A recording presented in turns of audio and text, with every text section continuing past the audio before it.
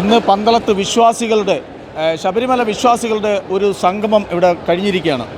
ഇന്നത്തെയും ഇന്നലത്തെയും അല്ലെങ്കിൽ ഇന്നത്തെ ഇവിടെ വിശ്വാസികൾ വന്ന സംഗമത്തെക്കുറിച്ച് നമ്മളെടുത്ത ഇവിടുത്തെ തീരുമാനങ്ങൾ, സെമിനാറുകൾ, ഇതിൻ്റെ പരിസമാപ്തിയായിരിക്കുകയാണ്. അതിനെക്കുറിച്ച് എന്താണ് എല്ലാം കൂടെ ഒന്ന് വിശദീകരിച്ച് പറയാം. രാവിലെ നാനാക്ക് കൺവെൻഷൻ സെൻറ്ററിൽ നടന്ന സെമിനാറിൽ ഉദ്ഘാടന സെഷന് ശേഷം ഉദ്ഘാടനം തന്നെ വളരെ പ്രൗഢമായിരുന്നു. തന്ത്രിവര്യന്മാർ, പന്തളം കൊട്ടാരം, ആചാരസ്ഥാനികന്മാർ അവരെല്ലാവരും അണിനിറന്നുകൊണ്ട് ശബരിമലയുമായി ബന്ധപ്പെട്ട എല്ലാവരെയും പങ്കെടുപ്പിച്ചുകൊണ്ടാണ് ആ പരിപാടി നടന്നത്. വളരെ ഗംഭീരമായ പ്രൗഢമായ ഒരു ഉദ്ഘാടനമായിരുന്നു. അതിനുശേഷം 3 സെഷനുകളായി തിരിഞ്ഞിട്ടാണ് അവിടെ സെമിനാർ നടന്നത്. ആദ്യത്തേത് ശബരിമലയുമായി ബന്ധപ്പെട്ട വിശ്വാസമായിരുന്നു. ആ വിശ്വാസത്തിൻ്റെ ശാസ്ത്രീയത അത് വെളിവാക്കുന്ന ആ സമ്മേളനമാണ് അവിടെ നടന്നത്. അതിൽ ആധികാരികമായി കാര്യങ്ങൾ സംസാരിക്കാൻ അറിയാവുന്ന ആളുകളാണ് അതിൽ പങ്കെടുത്തത്. തന്ത്രിവര്യനായിട്ടുള്ള ശ്രീ മുല്ലപ്പള്ളി കൃഷ്ണനമ്പൂതിരി ഉണ്ടായിരുന്നു. അതുപോലെ ശ്രീ അയ്യപ്പദാസ് ഉണ്ടായിരുന്നു.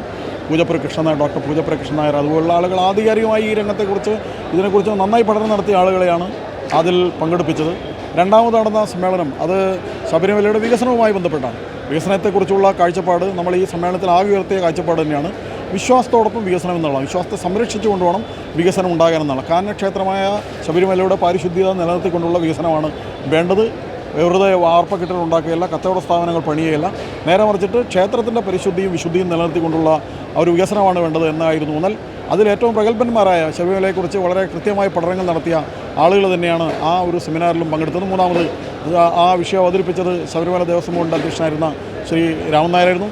അതുപോലെ അതിൽ ശബരിമലയെക്കുറിച്ച് ആധികാരികമായി പഠിച്ച Shri X M L A ആയിട്ടുള്ള ശ്രീ ദിനകരൻ സാറ് അതിൽ പ്രഭാഷണം നടത്തി അധ്യക്ഷത വഹിച്ചു. മൂന്നാമത് ശബരിമലയുടെ സുരക്ഷയുമായി ബന്ധപ്പെട്ടതാണ്. ഭക്തന്മാരുടെ സുരക്ഷ, ദേവൻ്റെ സുരക്ഷ, ക്ഷേത്രത്തിൻ്റെ സുരക്ഷ, ഇതുമായി ബന്ധപ്പെട്ടാണ് ശബരിമലയെക്കുറിച്ചുള്ള അന്വേഷണ റിപ്പോർട്ട് നൽകിയ പുൽമേട് ദുരന്തത്തെക്കുറിച്ച് അന്വേഷിക്കാൻ സർക്കാർ നിയോഗിച്ച ജസ്റ്റിസ് ഹരിഹരൻ നായരായിരുന്നു അതിൽ വിഷയം അവതരിപ്പിച്ചത്. ശ്രീ ആർ വി ബാബു അധ്യക്ഷനായി.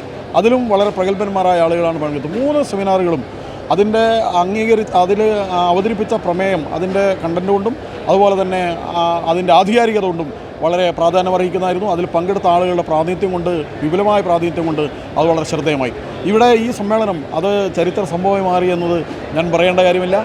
വലിയ ഒരു പ്രയത്നമൊന്നും കൂടാതെ അയ്യപ്പൻ്റെ ഈ മണ്ണിലേക്ക് ജനക്കൂട്ടം ഒഴുകിയെത്തുകയായിരുന്നു. 10,000 ഇവിടെ എത്തി. ഏറ്റവും ഗംഭീരമായി ഈ സമ്മേളനം നടന്നു.